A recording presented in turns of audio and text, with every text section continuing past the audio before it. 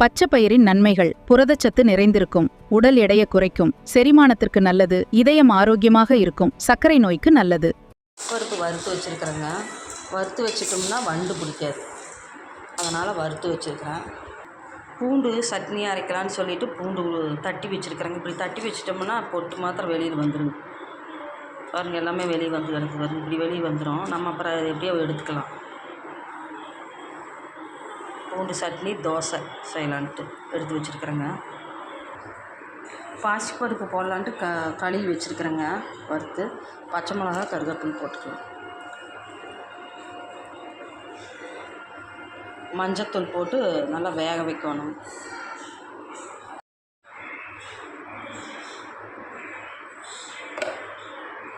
நல்லா வேகணுங்க.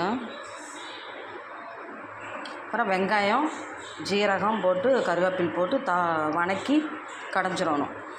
செமையாக இருக்குங்க இந்த பச்சை பயிறு. புளி மிளகாய் எடுத்து வச்சுருக்குறேங்க. உப்பு, பூண்டு போட்டுக்கலாங்க. இது பச்சையாக தாங்க அரைக்கணும், அப்போ தான் நல்லாயிருக்கும். தோசைக்கு, இட்லிக்கு, சப்பாத்திக்கு எல்லாம் வச்சு சாப்பிட்லாம். மிளகாய் போட்டுக்கலாங்க. இது காரம் போட்டால் தான் நல்லாயிருக்கும். எல்லாமே பச்சையாக அரைச்சி நல்லா நைஸாக அரைச்சி அப்புறம் தாளிச்சுக்கணுங்க.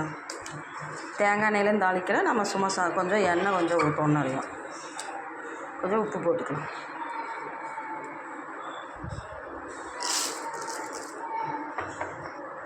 நல்லா அரைச்சிக்கலாங்க. தாளிச்சு ஊற்றிக்கலாங்க. பூண்டு சட்னி ரெடி ஆகிடுச்சு. அரைச்சி வச்சுட்டேன் மிக்சியில் போட்டு தாளிச்சு ஊற்றிக்கலாம்.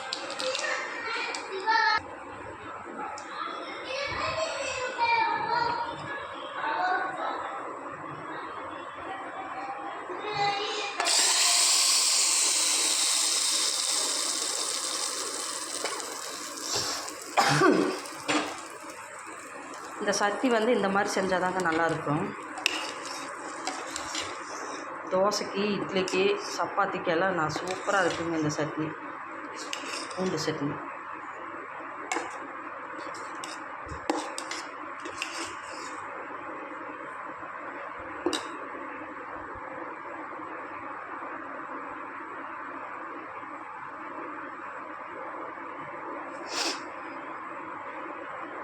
பூண்டு சட்னி ரெடி ஆயிடுச்சு. பருப்பு நல்லா வெந்துட்டுருக்குதுங்க. கொஞ்சம் வேகணும். கல் நல்லா காஞ்சிடுச்சுங்க. தோசை ஊற்றிக்கலாம். ரொம்ப காஞ்சாலும் தோசை வராதுங்க, அளவாக காயணும்.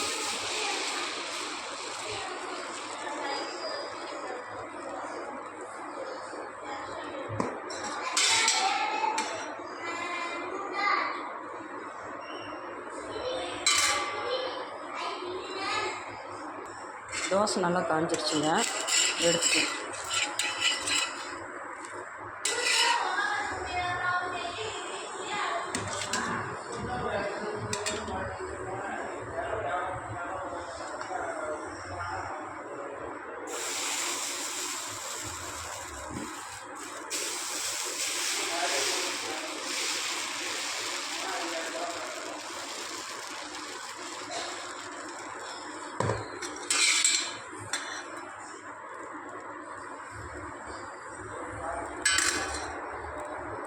வச்சுக்கலாங்க.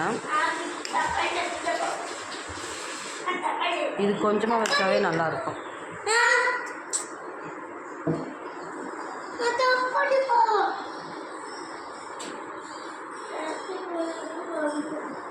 பூண்டு சட்னிக்கு, தோசைக்கு சூப்பராக இருக்கும்.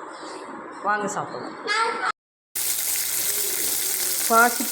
பச்சை பயிருக்கு வெங்காயம் வதக்கி எண்ணெய் ஊற்றிருக்கிறேங்க. வெங்காயம் போட்டுருக்கேன். கருவேப்பிலை போடணுங்க. இதில் கருவேப்பிலை, ஜீரகம்,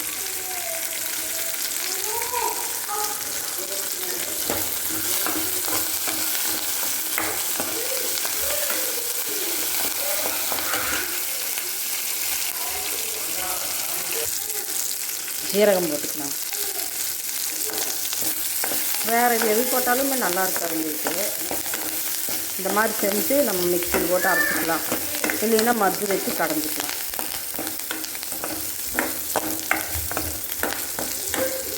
நல்லா வணங்கிடுச்சுங்க. கொஞ்சம் வெங்காயம் இருந்தால் போதும். அடுப்பு ஆஃப் பண்ணிக்கலாம்.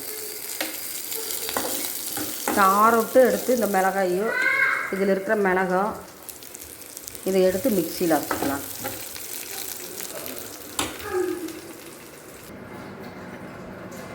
இந்த மிளகாயெல்லாம் எடுத்து மிக்சியில் போட்டுக்கலாங்க. அது நல்லா அரைக்கும். மத்தில் போட்டு கடைஞ்சோம்னா சரியாக கிடையாது.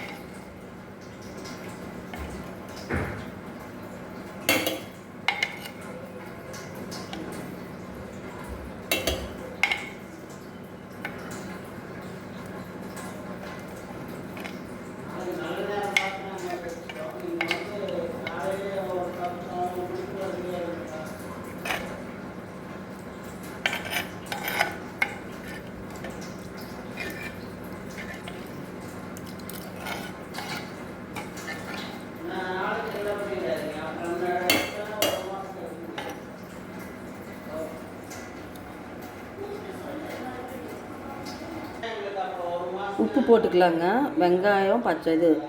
வெங்காயம் ஜீரகம் கருவேப்பிலை போட்டுக்கிறேன். உப்பு போட்டுருக்கிறேன். அரைச்சிக்கலாம். நல்லா அரைச்சிருச்சுங்க. இந்த மாதிரியே அரைக்கணுங்க. கடையிற மாதிரி மதுரை கடையிற மாதிரி அரைச்சா போதும். கொஞ்சம் பருப்பு இருக்குது, இதில் போட்டு கலக்கிடலாம்.